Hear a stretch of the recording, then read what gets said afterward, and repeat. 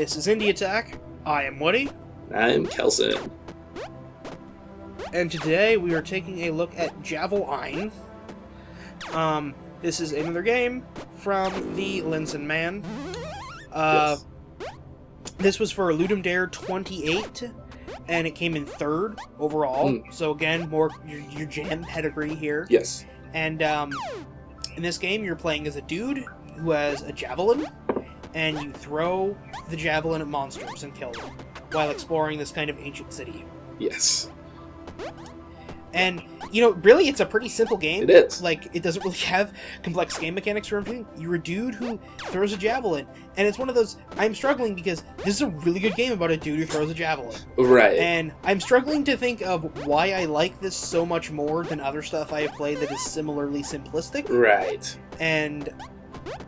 you know, the physics for everything feels great. All of the jumping feels great. Very good. The javelin feels great. It feels like great, throw. man. It really does. Yeah. It's a perfect. It's a And, perfect mechanic. You know, he just executed it perfectly. And, you know, the controls are nice and simple. You know, it's just WASD to move and then mouse to aim your javelin. And, you know, you can get into funny stuff. You know, like where, you know, hey, did you throw your javelin in the lava? Too bad.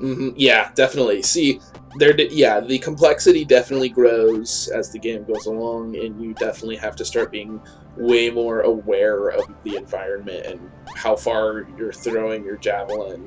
And there's a lot of timing that starts to become very necessary.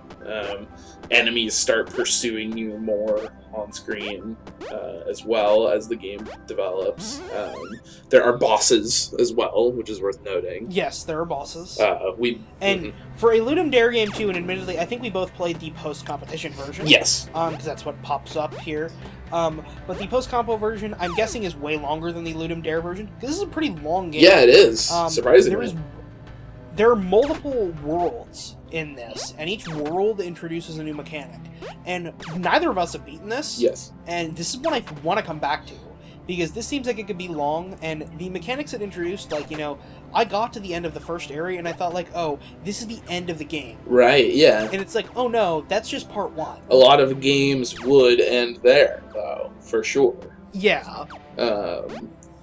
Yeah, I was really surprised at how just appealing the game was overall. Just the sound was really great in this one.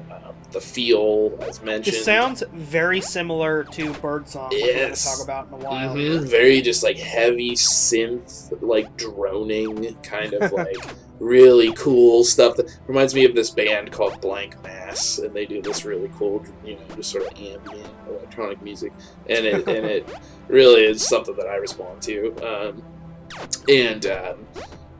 Yeah, I definitely recommend it. It's you definitely see this is the sort of like development of the, you know, you see he's really, the maps are just way more like the puzzles become way more complex, you know, in this like there's a noticeable jump in that kind of sophistication and just kind of technical mastery of just like a really solid game. And as I mentioned earlier too, this game, I was kind of alluding to this with the Busy Busy Beaver video. This feels like a sequel to Busy Busy Beaver, in that it's got basically the same gameplay structure, where to advance in this game you have to kill all the enemies in each area, and then you get a door to open up at the end, which is essentially how Busy Busy Beaver works, with, like, you know, eating the wood and stuff. Only this is like a more active version of that. Yes, totally agreed completely. And the platforming feels similar to that even, you know, it feels good, it's got its weight to it. So when I said earlier, Busy Busy Beaver is good, but there's a game that beats it, it's this. Absolutely, yeah. Which is, like, instead of playing Busy Busy Beaver, you should just play Javelin. Yeah, all the way through. I definitely agree. It's a way more, you know, just a way more sophisticated game. It's way more fleshed out, it's way more complex. Yes. And it feels great, and it feels like it's leading up towards something too, and I think I am probably going to go back and beat this. Yeah, I absolutely agree. You know, the boss, I fought through the first boss fight so far, and it's like I'm excited to see how the boss fights are going to play out, and so I definitely want to play some more. But yeah, So this is a strong recommendation. Check out Javel-ein.